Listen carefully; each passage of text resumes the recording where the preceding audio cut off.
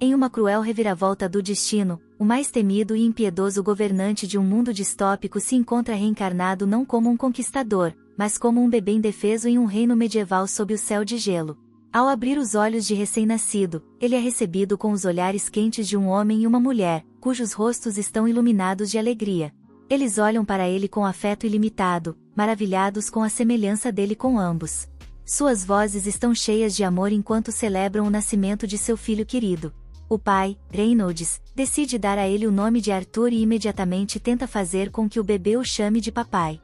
A mãe, Alice, ri e diz que ele ainda é muito jovem para isso. Enquanto os dois brincam com seu novo filho, Arthur está apenas deitado, confuso. Ele não tem ideia de quem são essas pessoas ou por que estão agindo como se fossem seus pais. Se eles estão dizendo a verdade, isso significa que ele morreu em sua vida anterior e de alguma forma foi reencarnado com memórias intactas.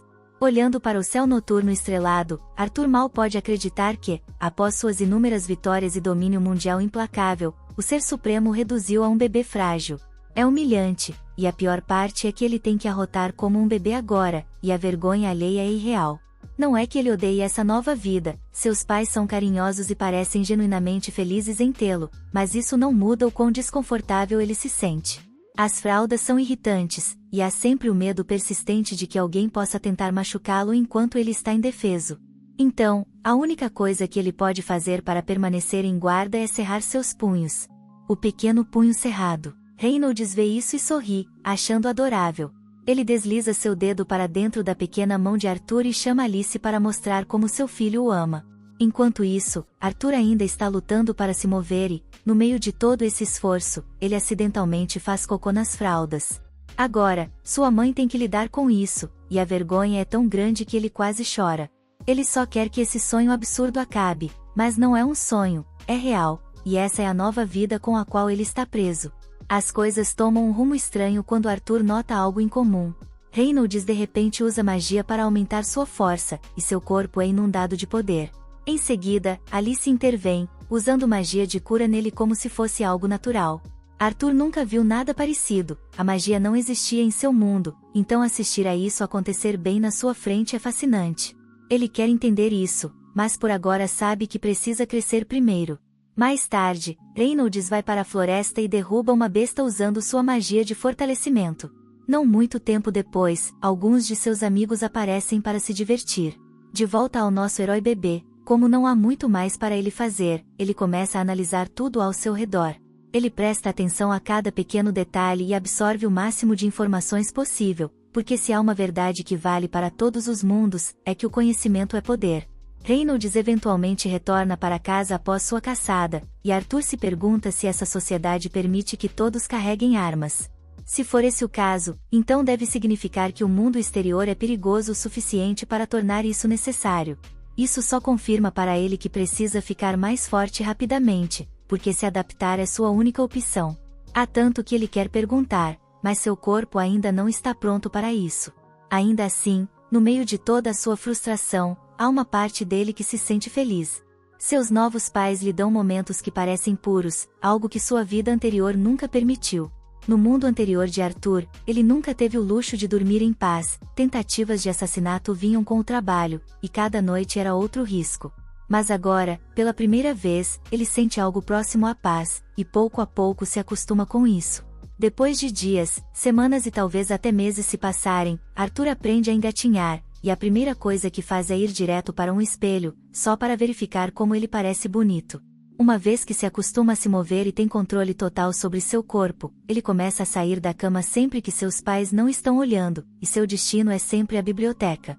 Ele pega livros um a um, ansioso para aprender mais sobre esse mundo. É assim que ele descobre que o continente em que nasceu se chama Dica. Dica é composto por 3 reinos: o reino de Darvi, onde os anões vivem, e o reino de Elenoir, escondido profundamente em uma floresta e governado por elfos, e finalmente o reino de Sapen, onde os humanos residem, incluindo Arthur. Embora a nação de Arthur seja uma monarquia, seu trono é herdado, ao contrário de seu mundo anterior, onde o poder podia ser tomado matando o rei reinante.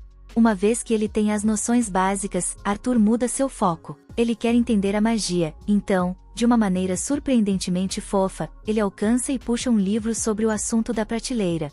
Quanto mais ele lê, mais começa a comparar esse mundo com o antigo. Sua vida passada era mais avançada, mais industrial, essa é mais simples, mas a magia é algo que o fascina. Presença da magia, ou como esse mundo a chama, mana, muda tudo. De acordo com o livro, a mana não é algo que qualquer um pode usar, é passada de geração em geração e só aparece em cerca de 1 em cada 100 pessoas. Existem apenas 2 formas principais, a augmentação, que melhora o corpo com mana, e a conjuração, que permite projetar e manipular energia de maneiras infinitas. Enquanto lê, Arthur lembra da magia de cura que sua mãe usou anteriormente e entende, ela é claramente uma conjuradora. De acordo com o livro, todos com mana têm um núcleo de mana, e a maioria dos feiticeiros só aprende a acessá-lo por volta da puberdade. Uma vez que dominam isso, podem se tornar magos plenamente qualificados. Arthur acha que soa muito com o conceito de Kai, algo que ele conhecia bem em sua vida passada. No entanto, ele permanece cético sobre se esse conhecimento arcano servirá como uma arma eficaz para ele. Ainda assim, ele decide tentar, então se concentra e canaliza quaisquer resquícios de seu Kai que ele acha que ainda tem. E justo quando começa a sentir algo mudar, Alice surge do nada, pega-o como precioso bebê que ela acredita que ele é e o examina atentamente. No início, Arthur entra em pânico, pensando que ela descobriu o que ele estava tentando fazer, mas não, é pior, porque ela anuncia que ele fez cocô novamente, e o cheiro confirma isso. Enquanto Alice o leva para ser limpo, Arthur fica deitado em agonia silenciosa. Ele está cansado de estar preso nesse corpo fraco, e a humilhação é interminável. Ele jura para si mesmo novamente que precisa ganhar poder e rápido. Mais tarde, Alice passa algum tempo quieto escrevendo em seu diário os marcos de desenvolvimento de Arthur. Ela está genuinamente orgulhosa de como ele está se desenvolvendo rapidamente, mas uma coisa ainda a incomoda, ele não sorriu, nenhuma vez. Uma vez, e esse pensamento a atinge mais do que ela esperava. Ela olha pela janela, seus olhos pousando em Reynolds lá fora, balançando uma espada de madeira com Arthur em suas pequenas mãos. Reynolds chama por ela, sorrindo enquanto se gaba do progresso de Arthur, mas em vez de ficar impressionada, Alice está furiosa. Ela irrompe lá fora e o repreende em voz alta, dizendo que é cedo demais para seu filho estar lidando com armas. Reynolds tenta explicar, mas é inútil, Alice não quer que seu bebê brinque de soldado ainda. Em contraste, Arthur absorve cada detalhe da cena, usando as interações de seus pais como uma estrutura para compreender as complexidades do casamento. Embora ele comece a se perguntar se talvez, nesse estranho novo mundo, as mulheres possam ser as que realmente estão no comando. Mais tarde naquele dia, Alice leva Arthur ao mercado, e tudo lá explode sua mente pequena. Cada esquina, cada som, cada item parece uma nova peça de informação, especialmente porque metade dessas coisas nem existia em seu mundo anterior. Ele até consegue testemunhar a magia sendo usada de perto, e isso sozinho torna toda a viagem valer a pena. Então, no caminho de volta para casa, enquanto o sono gradualmente o domina, Arthur reflete sobre o quanto sua família o apoiou. Eles finalmente chegam em casa, e Alice leva Arthur direto para o seu quarto. No caminho, ela fala suavemente sobre como está orgulhosa dele sempre que ele sai da cama para ler ou sobre como ele fica curioso cada vez que vão ao mercado. Ela está convencida de que ele herdou essas características de Reynolds. Então, ela ri para si mesma, dizendo que ele pode crescer e fugir para explorar o mundo, mas no fundo ela espera que ele tenha uma vida mais quieta e segura. Naquela noite, Arthur senta-se por perto e observa Reynolds praticar magia no quintal. No início, ele está animado, pensando que finalmente tem alguém para aprender de primeira mão. Ele observa enquanto Reynolds levanta algumas pedras pequenas com sua magia, e isso faz Arthur mudar de ideia. Mas antes que o desapontamento se instale muito profundamente, Alice aparece atrás dele e garante que Reynolds está apenas se aquecendo. Ela diz para ele continuar observando, e com certeza Reynolds aumenta sua mana e começa a realizar alguns movimentos sérios. Assistindo a tudo isso, Arthur rapidamente descobre que seu pai é um augmentador, alguém que usa mana para melhorar sua força física e habilidades. Isso o deixa animado, e ele começa a imaginar todos os truques legais que poderia realizar uma vez que tenha sua própria mana. Mas justo quando está se envolvendo na fantasia, Alice o pega no colo e diz que é hora de dormir.